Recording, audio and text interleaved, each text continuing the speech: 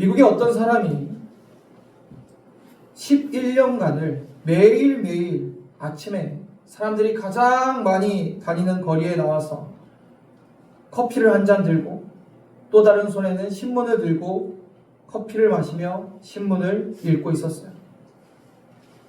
사람들은 그가 굉장히 유식하고 똑똑한 사람인 줄 알았답니다. 매일 아침 사람들이 많이 있는 곳에서 커피를 한 잔 마시면서 신문을 보니까 사람들이 그렇게 생각할 수도 있을 것 같아요. 그런데 사실 그는요, 그를 전혀 모르는 문맹이었어요. 자신이 문맹이라는 사실을 감추기 위해서 오히려 더 사람들 많은 곳에서 신문을 읽는 척을 했던 거예요. 단 몇 개월만 열심히 공부해도 충분히 그를 배울 수 있는 사람이었지만 그는 위선으로 자신을 포장하고 감추려 했습니다. 그러나 정작 그렇게 했어도 자기 자신에게 어떠한 만족감도 주지 못하였다는 거죠. 여러분, 그럴싸하게 속이는 행위는 결코 오래갈 수 없습니다. 그리고 그러한 행위는 자기에게 어떠한 유익도 가져다 줄 수 없어요. 사람들 앞에서 진실하지 못한 사람은 하나님 앞에서도 진실할 수 없는 겁니다. 하나님께서는 믿음 있는 척 하는 것을 원하시는 게 아니라 행함 있는 믿음을 원하십니다. 오늘 본문에서 믿음이 있어 보여도 영혼이 병든 자들, 바로 바리새인과 서기관에 대해서 예수께서 강하게 질타하시고 꾸짖으십니다. 예수께서는 그들의 어떠한 모습을 책망하셨을까요? 본문 2절을 함께 읽어보겠습니다. 서기관 등과 바리새인들이 모세의 자리에 앉았으니. 모세가 누구입니까? 이스라엘 민족의 위대한 지도자였고 하나님의 율법을 전해준 지도자였어요. 따라서 모세의 자리라는 것은 율법을 해석하고 가르치는 사람의 권위를 말합니다. 서기관과 바리새인들은 모세의 자리, 즉 율법을 읽고 가르치는 자리에 앉아 있었어요. 그러한 행위들로 백성들은 그들을 권위자로 여겼어요. 말씀의 권위자, 영적인 권위자. 또한 당시에 바리새인과 서기관들은 일반 백성들과는 차원이 다른 성경 지식을 갖고 있었습니다. 그러니 백성들 보기에는 정말 대단한 사람들이었어요. 와, 어떻게 저런 성경의 지식을 알고 있지? 와, 정말 대단하다. 존경스럽다. 그래서 그들의 말에 정말 귀를 기울였어요. 오늘날도 마찬가지죠. 교회 안에 장로님, 권사님이 말씀에 지식이 많고 기도도 많이 하시고 그 말씀에 대해서 막 이야기하시면 여러분 어떠세요? 존경스럽지 않으세요? 와, 대단하시다. 따르고 싶다. 막 이런 생각도 드실 거예요. 말씀의 지식이 많은 것이 문제가 됩니까? 문제될 거 없죠. 좋습니다. 그런데 왜 예수님께서 그들을 꾸짖으셨을까요? 예수님은 그들의 실체에 대해서 이렇게 말합니다. 본문 3절에 그러므로 무엇이든지 그들이 말하는 말을 행하고 지키되 그들이 하는 행위는 본받지 말라. 그들은 말만 하고 행하지 아니하며. 예수께서는 그들은 말씀을 가르치고 말하기는 하지만 행하지 않는다고 분명히 말씀하세요. 그래서 그들의 행함 없는 믿음, 그 모습을 본받지 말라고 하십니다. 그들의 가르침과 실천 사이에 엄청난 모순이 있었던 거예요. 스스로 의롭다 여기고 위선적인 모습으로 살아가고 있었어요. 그것을 예수님은 비판하신 것입니다. 이러한 자들 어떻습니까? 믿음이 좋아 보여요. 믿음이 있어 보여요. 그러나 그 실상은 병든 영혼이라는 거예요. 아무리 교회 안에 장로님, 권사님이 성경 지식을 많이 알고 기막히게 가르치고 모든 믿음이 있어 보이는 행동을 다 해도 행하지 않는다면, 말만 한다면 그건 병든 믿음이라는 거예요. 여러분, 교회 안에서 믿음이 없는지 있는지 그 사람의 말이나 배경을 보고 알 수 없습니다.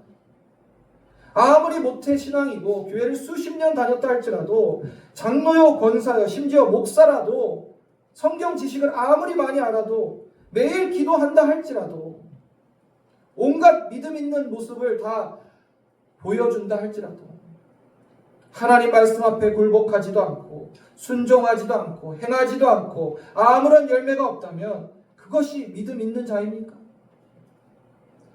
야고보서 2장 19절에 이렇게 말씀하십니다. 내가 하나님은 한 분이신 줄 믿느냐? 잘 아는도다. 귀신들도 믿고 떠느니라. 단지 하나님을 내가 믿는다고 지식적으로 말한다 할지라도 그것이 구원의 믿음은 아니에요. 귀신들도 하나님을 알고 믿는다고 해요. 그 믿음이 그들에게 구원을 가져다 주지 않습니다. 믿음은 단순히 지식의 차원에 머무르는 게 아닙니다. 실천과 행함이 있어야 돼요.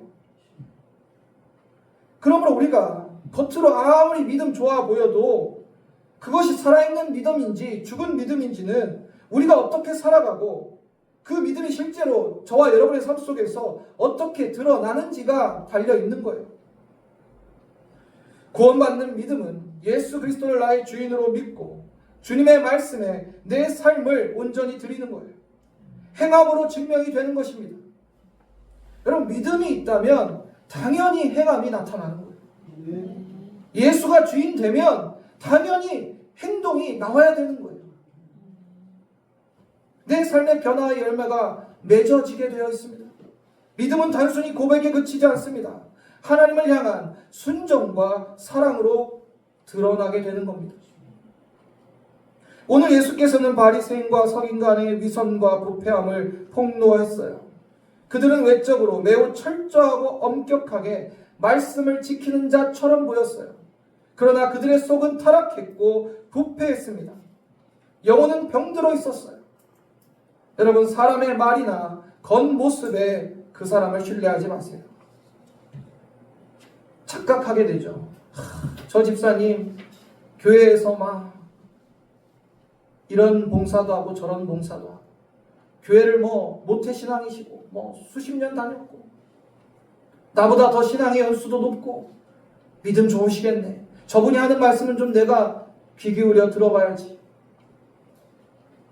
말이나 배경이 그 믿음을 증명하는 게 아니라니까. 열매가 있는지를 보셔야 돼요. 행함이 있는지를. 예수께서 구체적으로 바리새인과 서기관들의 모습을 폭로하십니다.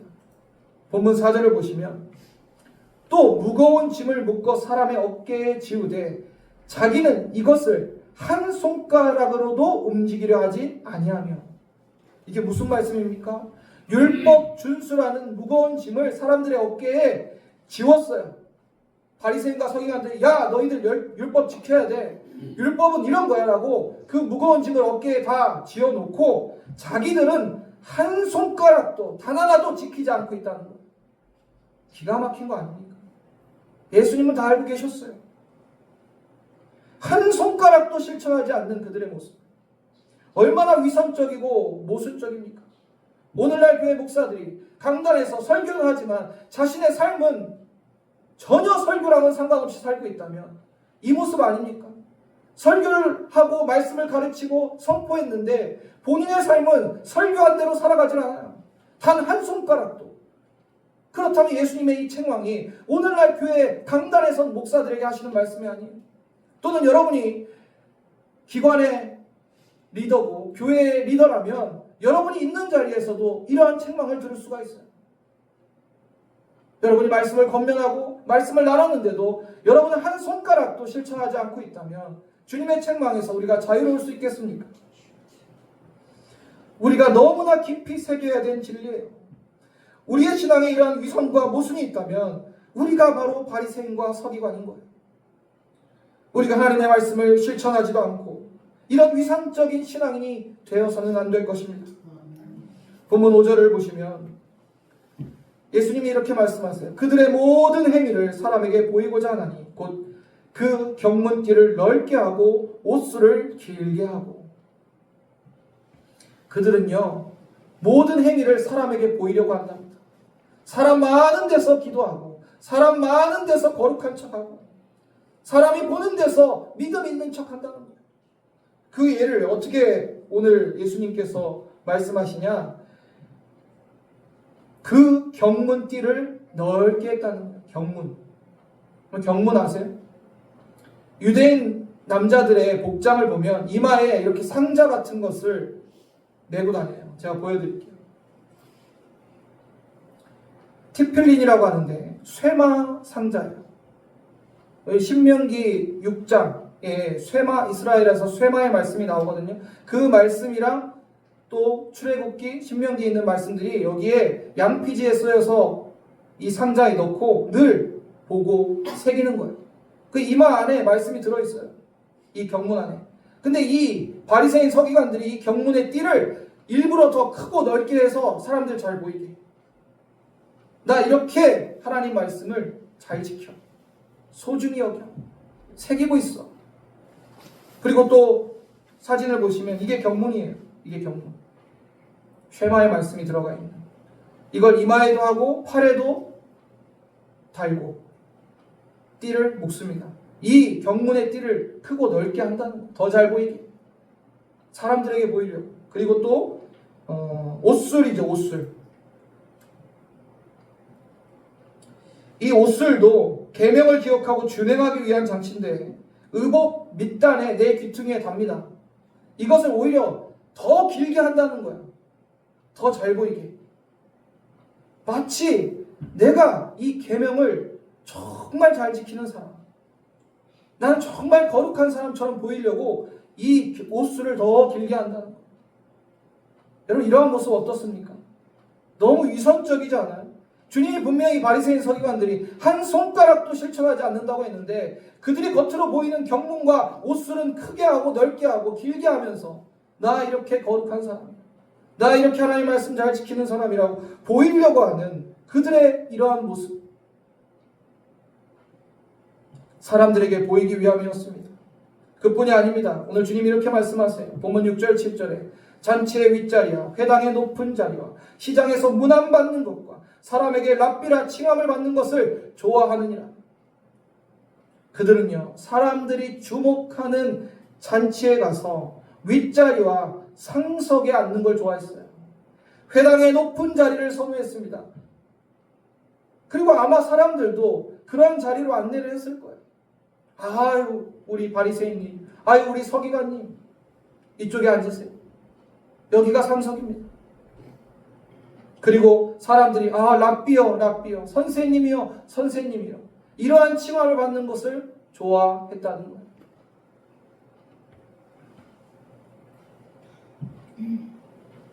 영적 지도자들은 자신들의 가르침에 대한 그 책임을 무겁게 느껴야 돼요. 성도들에게는 겸손하라, 낮은 자리에서 섬기라라고 가르치면서 본인은 하지 않는다면 그것이 어떻게 영적인 지도자의 참된 모습입니까? 바리새인과 서기관들 말씀을 누구보다 잘 알았어요. 하나님의 말씀대로 그들은 왜 행하지 않고 있습니까? 왜 높은 자리를 좋아하고 사람들한테 칭송받고 랍비라 칭함을 받는 것을 좋아합니까?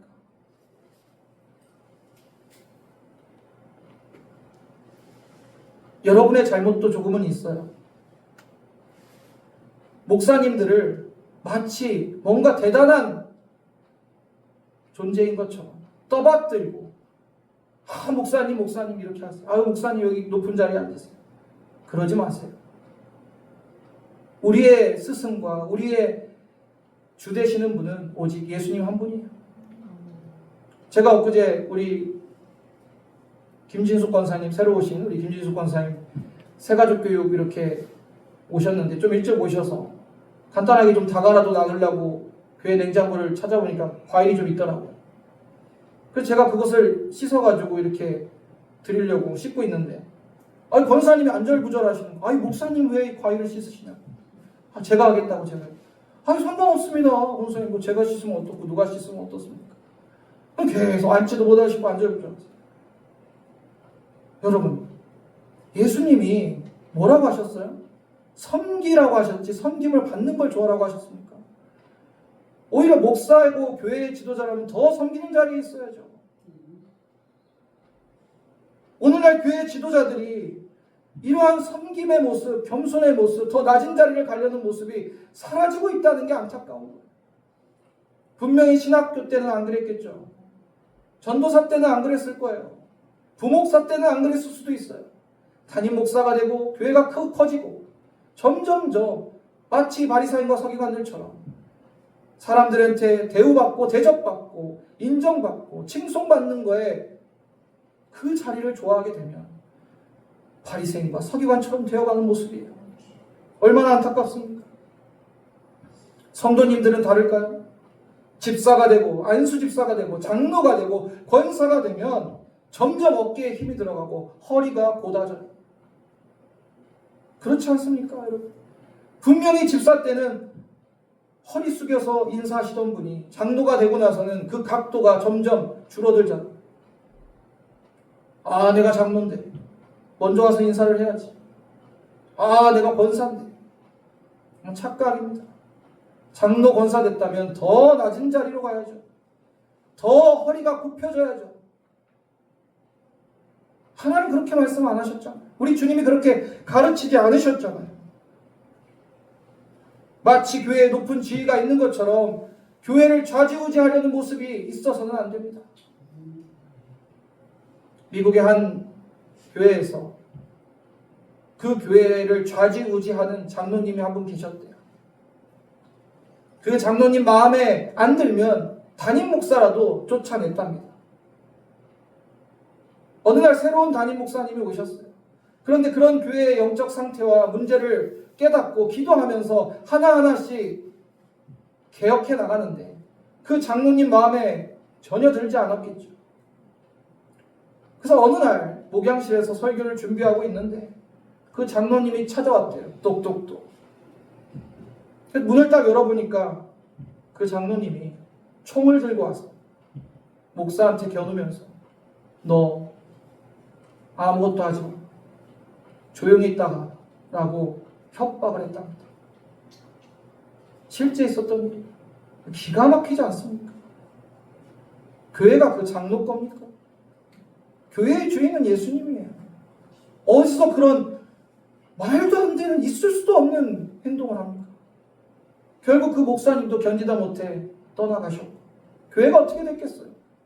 말해 못합니까? 사랑하는 성도님들, 바리새인과 서기관의 모습이 나에게 없다라고 자신하지 마세요. 우리는 늘 우리 자신을 겸비해야 됩니다. 돌아봐야 돼요. 나는 정말 믿음이 있은 척하지만 믿음이 있어 보이는 것을 좋아하지만 실제로는 그 말씀대로 내 믿음을 보이고 행하고 있는 건지. 사랑하는 성도님들, 높은 자리 좋아하지 마세요. 자신을 드러내는 것이 아니라 주님을 드러내시고 주님과 같이 낮은 자리에서 섬기는 저와 여러분 되기를 주님의 이름으로 축복합니다. 그럼 예수님이 어떻게 하라고 가르치십니까? 8절에 그러나 너희는 랍비라 칭함을 받지 말라. 너희 선생은 하나요 너희는 다 형제니라. 제가 정말 좋아하는 말씀이에요. 새기는 말씀입니다. 예수님께서는 랍비라 칭함을 받는 것을 좋아하지 말라고 하세요. 그런 거 너희 마음에 즐겨하지 말라는 거예요. 선생님 랍비요 랍비요. 여러분, 사람들에게 칭송받고 높임받는 거 좋아하지 말라는 거예요. 칭송받고 높임. 아, 장로님, 아유 장로님, 아유 권사님, 권사님. 그러면 막 마음이 막 흐뭇하고 뿌듯해지십니까? 저는 제일 제가 두려울 때가 무엇이냐면 목사니까 강단에 쓰고 하나님 말씀을 선포하기 때문에 성도님들이 칭찬해 주실 때가 있어요. 아, 목사님 말씀에 은혜 받았습니다. 아, 목사님 뭐 감사합니다. 막 이러는데 그 모든 영광 하나님 받으셔야죠. 제가 받을 것도 아니고 제가 받을 칭찬 하나도 없는데 성도님들이 이렇게 말씀해 주실 때 전 두려워요.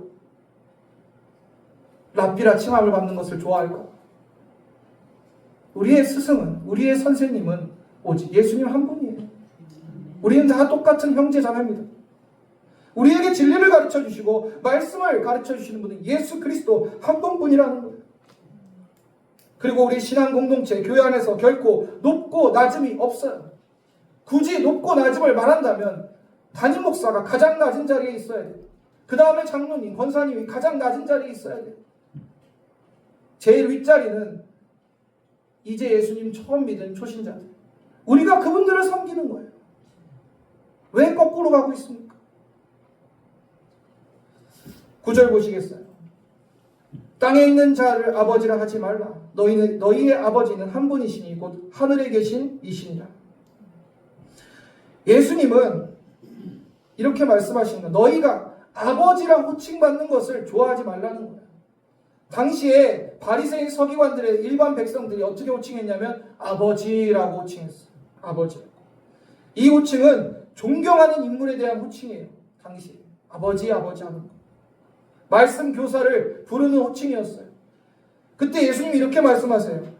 왜 땅에 있는 그러한 사람들에게 아버지라고 호칭하느냐. 오직 참 하늘의 아버지 하나님만이 아버지라 우리가 부를지어다라고 말씀하시는 거예요. 여러분, 예수님이 가르쳐주신 제자도를 실천하는데 우리의 겸손의 중요성을 기억하시길 바랍니다. 겸손하지 못한 자는 예수님이 가르쳐주신 제자도를 하나도 실천할 수가 없어요. 겸손이 결여되면 하나도 행할 수 없는 제자도를 우리에게 가르쳐주셨어요.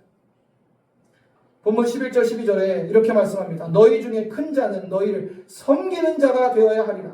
누구든지 자기를 높이는 자는 낮아지고 누구든지 자기를 낮추는 자는 높아지리라. 자신을 낮추고 하나님을 높이시는 것. 내가 빛나는 것이 아니라 나는 이름 없고 빛 없어도 오직 주님만 빛나시고 영광 받으시기를. 이것이 제자도예요.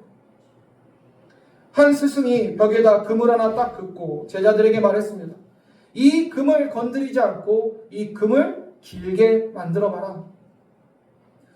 제자들은 막 수군거렸어요. 어떻게 금을 건드리지 않고 이 금을 더 길게 만들 수 있을까? 그때 한 제자가 나와서 그 금 밑에다가 아주 짧은 금을 그어놨어요. 그러니까 어떻게 돼요? 바로 그 금이 길게 보이게 되는 거예요. 여러분, 이 이야기가 무엇을 말씀하는지 아십니까? 바로 주님 앞에서 우리의 모습을 돌아보게 하는 거예요. 우리가 자주 고백하는 찬양 중에 예수 이름 높이세, 주님 영광 드러내는 일, 그거에 대해서 우리가 찬양하지 않아요? 근데 곰곰이 생각하면 정말 우리가 그렇게 살아가고 있느냐는 거예요. 예수님만을 높이기 위해서 나는 더 겸손히 낮은 자리에 서 있냐는 거죠. 우리가 낮아지는 만큼 주님이 높아지십니다. 금을 건드리지 않고 금을 길게 만드는 길이 우리에게 있는 거예요. 우리가 낮아져서 겸손과 섬김으로 살아갈 때 주님만이 높아지시는 것입니다. 이것이 참된 믿음의 모습 아니에요? 바리새인과 서기관들은 자신을 드러내는 동기가 자신이 높임받고 자신이 칭찬받고 자신이 영광받기를 원했어요. 예수님은 그것을 강하게 책망하십니다. 우리의 모든 동기는 주님이 높아지시는 것, 주님이 영광받으시는 것이 되어야 될 줄로 믿습니다. 오늘 본문을 통해서 우리는 믿음이 있어 보여도 믿음 없는 병든 영혼의 모습을 발견하게 됩니다. 오늘날 교회에서 예수님을 믿는다 하면서 자신의 신앙 배경이나 신앙의 연수를 자랑하고 자신이 알고 있는 성경 지식을 자랑하며 기도의 시간은 자랑하지만 실상 아무런 행함도 없는 병든 모습은 없습니까? 주님은 사랑은 말씀하시지만 우리는 사랑하지 않고, 주님은 겸손을 말씀하지만 우리는 교만하고, 주님은 너희가 복음의 빚진 자라 말씀하지만 우리는 전도하지 않고, 주님은 순종을 말씀하지만 우리는 불순종하고, 주님은 용서를 말씀하지만 우리는 미워하고, 주님은 예배를 원하지만 나는 세상 일에 빠져있고, 주님은 하나님 나라와 의를 먼저 구하라고 했지만 나는 세상 일과 나의 일을 먼저 구하고 있다면 우리의 믿음은 어떤 믿음입니까? 고린도후서 13장 5절 보시면 너희는 믿음 안에 있는가를 너희 자신을 시험하고 너희 자신을 확증하라. 예수 그리스도께서 너희 안에 계신 줄을 너희가 스스로 알지 못하느냐. 그렇지 않으면 너희는 버림을 받은 자라.